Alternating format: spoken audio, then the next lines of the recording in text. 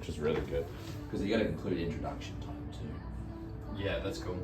Yeah, the last one we went a little bit long, but we'll be quick on this. Minute on, minute off, rapid fire questions. Check over here. I mean, I haven't started yet. There we go. Check this one over here. We'll just hit play on it so we can get the time rolling. We'll wait for the minute to go over. So you got first question, don't you? Yeah. Yeah. Well, I'm receiving the first question here. Or am I asking? Ty means asking. I'm asking. Yeah. Because you love Uncle ChatGPT. We all love Uncle. I don't know what that is. All right, welcome to episode 10. We have our rapid fire minute on, minute off. Ty, do you want to take us away with today's 10 questions? Yes, so minute on, minute off means Michael and I have 1 minute to answer the question. If we go over, we are smited by Zeus himself. And for anyone that knows us, this is fucking hard. Yeah. So we've got 20 seconds till we commence question 1, so we might as well kick it off with the actual question. Michael's going first. Question 1. Michael, have you used AI for training programs? Yes, I definitely have. I actually trained up my own AI on how I coach and how I program, and I use that mainly to cross-reference things. So a lot of things that I've utilized it for is to try and get an understanding or a clearer outline of how much volume I'm actually giving someone. So if I zoom out of a whole program, I'll give the whole program and I'll get it to break down how often we're squatting, how often we're pressing, things like that. Yeah, actually, that's exactly what I use it for when I do use it as well. It's mainly just to track how many sets and how much volume they're doing on certain movements. So I like that. I think that's probably a good way to use it. And even just sometimes, hey, what's the best movement to improve this area? So it gives us more recommendations like, oh shit, I didn't think about that movement. So I like that. I think it's a good question. Yeah, I sometimes ask questions where it's like, okay, give me 7 other movements I can use for anti-rotation to fix this problem. Yeah. And then I will select which movement I feel will be best suited to that client. Yeah, I think that's a good answer. I like that. All right, question 2. I can't even read this one actually. Why do you think strength training for women is starting to trend more? Ooh, great question. Is it just because of barbell hip thrusts and bigger butts? I think that has a part to do with it. I think because men, like, there's been a big change in men favoring stronger women, not only from a euphorical point of view, but also from the point of view of them actually being genuinely stronger. Like, I know personally, my type of woman, thanks Tamara, is someone who's muscular, and that's because I appreciate hard work. And I think that's the appreciation. It's not necessarily that they, like, the women, I don't know about the women's point of view, but from the male mind, the male canine head, it's less about them doing strength training and it's more about how hard they have to work. What it represents, the discipline, the consistency, the structured eating, exactly. The going to bed on time, not being a party girl. And I think that then translates to more muscle mass, better health, and then as a mate, it makes them more appeasing. You want them, they're going to give birth to a good child because they do all these things. They'll be a good parent. Yeah, so they're disciplined. So that's what we look for. That's. I'm gonna give you a follow-up question then. So with now the world of Ozempic and the access to fast track these results, where you can get butt implants, you can get Botox in areas to make shoulders look fuller, things like that. Does that make that feedback loop not as reliable? I think it still does make it reliable. It's very easy to tell when people work hard for their physique and when people don't. Not necessarily on social media. No, well, not on social media. In person in your local gym, it's easy to tell because you'll see the Jap guy who can't lift body weight. Yeah, or like at the same time, like even if they use performance enhancers to get there, they still inherently have to work hard and eat well to still look the part. Whereas it's very easy to tell when someone's got a butt implant or like these Ozempic or whatever. So I feel like in that sense, like when you see a girl and you can see them lift well, you see them perform snatches and cleans and squats and it looks nice, you then inherently, as someone who is in the industry, is like, wow, that's nice. You know, and so that's where I get more of attraction from. So that's from male perspective. I don't know about ladies, why you do it. Gym porn. Yeah, gym porn. My question 3, Michael, pick one. 5 minutes of meditation or 5 minutes of breathing through stress? 5 minutes of breathing through stress because I find sitting still stressful. So I couldn't think of anything worse than sitting there 5 minutes meditating. Yeah. So it sounds like I can do something more active and more strenuous and more engaging for me.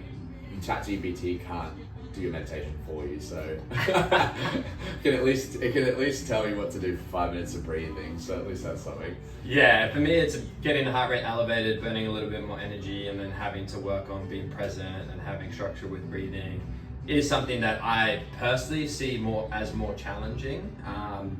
I'm joking about obviously sitting down and doing 5 minutes, which to me is more appealing. The harder of the two is generally what I will select. Yeah, even though last podcast he sat here for an hour without moving, 5 minutes would be nothing, right? Yeah, it's the dad bod now. It's getting easier and easier to just sit. Alrighty. All right, let's move on to question 4. So Tyler, you have 60 seconds. Would you rather be part of a daily run club or a small powerlifting group, and why? Cool. I've been part of both, and I 100% would say a powerlifting group. Reason being, firstly, running, time Run clubs are investment. gay. Yeah, time investment. No freaking way. I don't want to run 60 minutes. Like, I don't want to exercise for 60 minutes straight. Like, that's exhausting. It's the dumb hat for me. It's the hat with no top. That's it. I felt like powerlifting gives you more time to talk and gain understanding about someone. As you're running, like it's, how are you doing today? Oh gosh, this is hard. Like, oh, I suck. And then like, goodbye, see you later person. Like they're in front of you because they're better at running. Whereas when They're you're just lighter. well, yeah, when you're powerlifting, you're all together. So you're still doing things together, regardless of what weight. You can do a 85-90% max effort test, and it's relevant because everyone's got it's everyone's lifting at the same intensity. They're just not lifting the same weight. So I think it's more inclusive for me, and I'm biased. So. And where do you sit on the how over the last kind of 3 years how 1 mil of sponge has now become 30 mil of sponge? And the more sponge you have on the shoe, the better the runner you are. That's the thing. I feel like in powerlifting, other than like the top level of the sport, like I endorse and entice people to use less and less when they don't have to. So they don't even have shoes. They're not running the science of running seems to be just put more foam. Yeah. Yeah, way better shoes. I don't know how much science is. How much can you spend on your shoes? Then you're a good runner, yeah. Right? But then runners have to have music. That's the most crazy thing. They all wear their headphones. I feel like it's like the anti-social group, right? Because you don't talk while running. You got your headphones in. You're following your pace. Like, oh, I've got to be sub 12-minute miles. Blah blah blah, whatever. Where powerlifting, like you've got so much rest time. Like you can't not talk to someone. And it became this thing where it was like running. Yes, it's out in nature. It's do all these things, but all everyone wants to do is like watch their Garmin while they run, or wear a heart rate monitor, or have some form of feedback. Now, like even with swimming, you get glasses that give you your pacing. Same thing, people are gonna wear running glasses that literally tell them the pace that they're running. Yeah. So they're watching the analytics, they're not really focusing on being out in the environment. That's it. So like I guess there's positives to both, negatives to both, but I just feel like if you're gonna have a small powerlifting group, like you guys are close friends. Like you've got so much rest between sets, like you're talking all the time. So I don't know, I just prefer powerlifting. Both take 4 hours. That's it, they do. The time investment's the same. Alrighty, Michael, that went on a little bit over, but that's alright. Michael, question 5.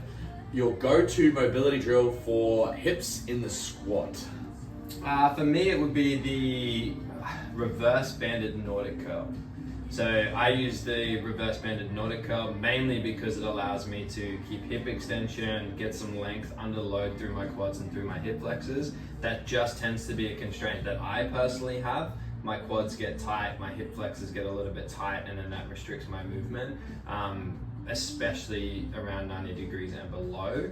So if I prime that, it tends to warm up my knees, which just means it's one joint that I'm less likely to jump in on a warm-up set and be like, oh, my knee feels like shit today, I'm not gonna squat well. I try and avoid that early negative feedback loop on my early sets of squat, and then the rest of it kind of takes care of itself. Are you also using a band for this for some assistance? Yeah, so that's what I mean. The reverse banded Nordic curl basically allows me to offset some of my body weight by using a heavy band. It allows me to keep my quads squeezed while my hips are extended. I'm in a saddle position, so if you can imagine I'm sitting or leaning back trying to move into a straight torso position saddle. And then bring myself back up by 1, pulling a little bit on the band, but 2, also by contracting and squeezing through the quads and through the glutes. Just for context of listeners too, the reverse Nordic curl is far easier to perform than a conventional Nordic curl. So it's, if you're thinking about Nordic curl, it's completely different as far as what the approach is, but it's also a lot easier. Try it, it's very nice. Like the first kind of 4 to 5 reps feel like shit, and then once you start getting a little bit more movement and blood flow, it feels amazing. I actually think it's one movement I don't try very often, but I definitely have heard that it has some good things. Oh, well, that's a good question. All right, Tyler, would you rather for recovery, ice bath or infrared sauna, and why? 60 seconds, go. Wow, this is actually a controversial one because I actually got into an argument with someone who works at a spa and bathhouse place. Recovery clinic. Because Irema. Well, Irema, yeah, it was Irema because this lady like wouldn't accept the fact that I wouldn't choose to ice bath because it's bad for my recovery. And I said, ice is for inflammation, the sauna is for recovery. That's as simple as it goes. Like all the research in the science and the literature, there's like years, like 30 odd years of them researching the Finns and the Swedes and the Danish about their sauna routines and how beneficial it is for skin and heart health and all this stuff.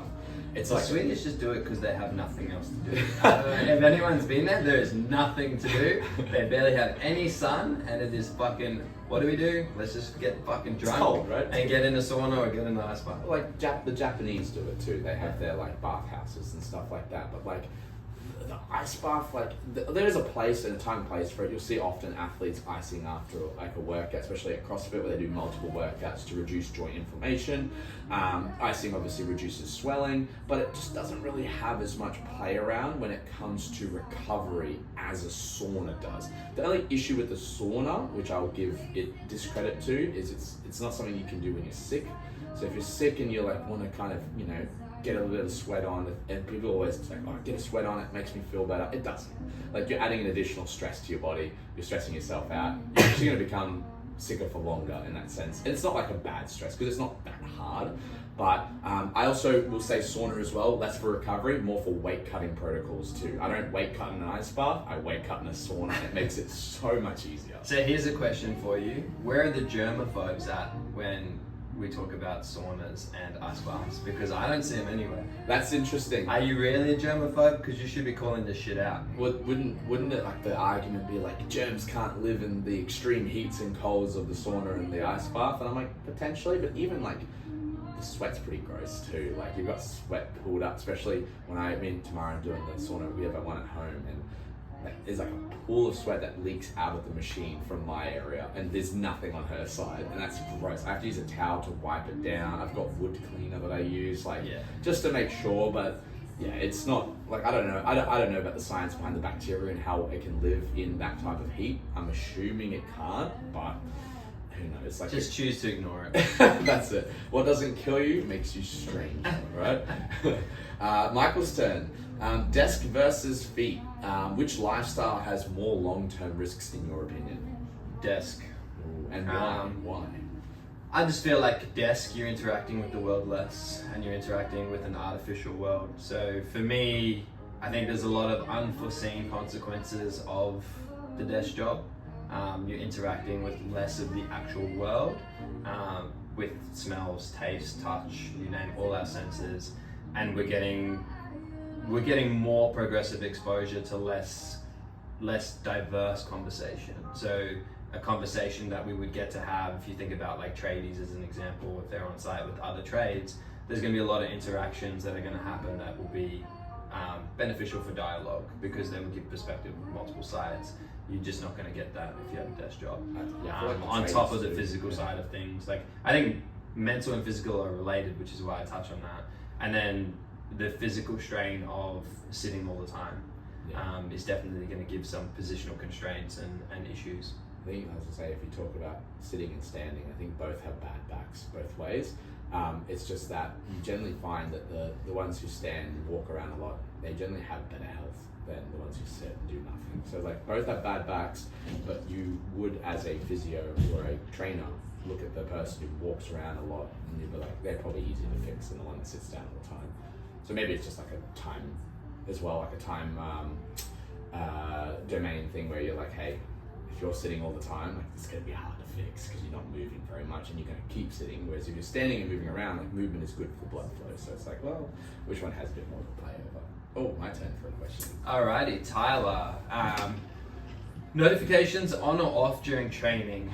We'll keep this one short and sweet. I have them on purely for emergency purposes. I feel like I've taken a lot of phone calls during training, but for my training, I have lots of rest, so it doesn't matter. And I've noticed Tamara abuses the emergency.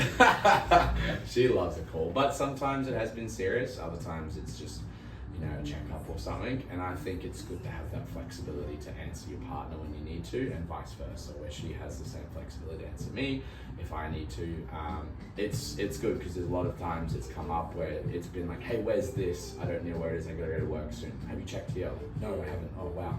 Or like I've taken her keys to work once, and I was like, I'll race home quickly. Tiana's left hers in my car before. It sucks. And then she's like, oh, day off. As far as it also says doom scrolling during rest, I don't actually do that. So normally I just talk during rests. But like having my notifications on is positive. I guess it just in case. You know? Like, yeah, for you, you're not doom scrolling, so it is like you're interacting, and that's the big thing. Whether notifications are on or off don't really matter. It's more what you're doing. Yeah. On your phone. Mostly recording and changing songs.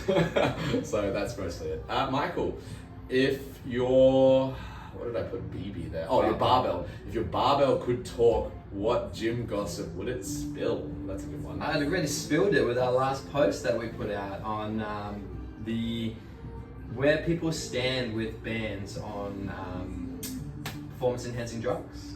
Oh, okay. Because performance enhancing drugs are definitely something that are more prevalent than people like to admit. Yes. It's more accessible now than ever, and it's definitely the conversation on YouTube is a little bit more open, where people talk about their use. They're a little bit more upfront about it, and whether it be VPC 157, whether it be TRT, so which is testosterone replacement therapy, which is just another way for you to go get some anabolics from your GP. Yeah. It would definitely be that. The barber would probably have a bit more of a conversation and call out on natty or not. I think this is my opinion. I don't mind if people take. I mind if they. I think banned should be for life. I think powerlifting's good for that. Powerlifting is banned for life, and I like that because it's like you've got two divisions, tested and untested. If you're on gear, go on the untested. If you're gonna go geared in the tested, and you get caught, you don't deserve to be in any powerlifting realm. So it's like bye bye. But then it's like I feel like if you're unnatural, like let's say you're just unnatural because you want increased gains, you want to look like Arnold, whatever. Like you've got your own personal bias, you want fast results. Doesn't matter what the answer is. But if you tell people like, hey, like this is what I'm doing, and you're transparent about it, cool. No one cares. If you're transparent, no one gives a shit. But if you're not transparent and you're claiming natty, and people are like, dude, there's no way you're natural, that's when they start to resent you because they're like, bullshit, I've been doing this for. People just don't like liars. Their bullshit radar goes off. That's it. They hate liars because they're like, they know how hard they've worked to get to where they are, and they look at someone who just flies past them because they pay to win. So it's like, oh. So I think that's a funny one. That's a funny one to say. I think banned for life. For me, like 2 reasons. One, you cheated. The consequences should be severe. If you're a murderer, you're always a murderer. It's not like I was a murderer. I'm better now. As where it's like, I'm clean. It's like, no, you're not. Like, you're still a drug user. Yeah, exactly. Like, you still have a performance advantage. But if you're clean, then like, or like, I always find that people who are willing to do that are willing to do other things. So they're willing From a behavior point of view, there's other shortcuts. Yes. The other side of it too, I just think having those severe consequences means people will have more foresight on using safely, because it is going to be something that they're going to have to think about, where it's like, well, I can't do this forever because I will get caught. So if they do happen to cheat, they're probably going to cheat in a way that's a little bit milder, like their doses won't be as chaotic or as heavy, or they won't push the needle as much. And then they'll also put in other protocols just to help manage their normal testosterone production and things like that. Yeah. I think it's a net benefit. It is. It really is. Look at that. One more question. All right, final question. just for note, Yeah. we're at 18 minutes at the moment, and there's 10 questions, so we're well over. It's minute on, minute off. I think we can. Nah, if we 2 times the play speed, then we still hit the rules. All right, so question 10. If you could only fuel up on jelly beans for the rest of your life for training, what color jelly beans would you pick? Oh. Are you going to be the person that says the black jelly bean? No one likes the black jelly bean, Tyler. Black is the licorice one. It's not too bad. I don't know. Yeah, you would be a weirdo. I don't know if there's I don't know if there's a red type of jelly bean, but I'm pretty sure there is. because I'm a big raspberry fan. So if it was red, I'm gonna take it. There is red, but it's not like your conventional blood red. Yeah. Like it's more. It's like pink almost. Yeah, it's confused. It doesn't know whether it's purple. I think I would still choose it because there's the chance of it being raspberry is very high. This is some foresight. I like buying like the pre-made ice blocks Yeah. from like Aldi. They're like $4 and you get 10. It's great. I bought this pack which is like 3 flavors: lime, mango, and raspberry. And I only bought it because there's an opportunity to get raspberry. And every night I close my eyes and grab one with the hope to get raspberry and the disappointment that 2/3 of the ice blocks aren't. Because raspberry flavored stuff is a little bit rarer to get, and I'm just upset. I'm an obsessive type of person, so I'm like, raspberry's my favorite food. I'm gonna find something that's Oh, raspberry. I'm the same. I'm so bad. I just bought like this big Costco, all sorts for just your little snack size chocolate bars. Yeah. And I had to go one of the Twix ones the other day. Fuck me, how's that? It's like 3 or 4 a day now. I'm like, this is so bad. Because Deanna's always at me, she's like, you never eat the snacks. Yeah. And it's like, that's why, because if I eat the snacks, It's the Oreos all over. I again. gotta have fucking 50 of them to get any fucking satisfaction. I think that's it too, because like I'm a big like where like I now have two, because I have 2 types of ice blocks. I have the chocolate ones and the yogurt ones, and instead of just having one a night, I'll have 2 a night because I'm like I want to try both. And then I'm like, sometimes I'm eating it and I'm not even enjoying it. I'm just eating it because it's the convenience of like, hey, these are some calories that you need to get in. I don't even track my calories, but I'm just like, surely you need more. I still need 600. Yeah, surely you need more carbs. Yeah. So, but anyway, further ado, that is going to round up episode 10. Yeah, for those listening, just play it in 2-speed and then it is minute on. We did make 20 minutes, which I think is pretty good considering one of our episodes went 37 minutes on one question. So Yeah. I feel like that's not a bad episode. Next week's episode, we'll be talking about Jack for June. This will be right around when we're starting our Jack for June challenge. So we'll talk more about it then. But if you're interested in checking that stuff out, it's always on our website, unboundathletic.com.au. If there's anything you want to know, reach out. We're more than happy to help. And you don't have to wait till June to get jacked. You can always just take We treatment. actually get people jacked all year round. Yeah. I was gonna say something, but I'm not. I was gonna say jacked off, but anyway. Yeah. I was like, that's a bit. Do you want to get jacked off?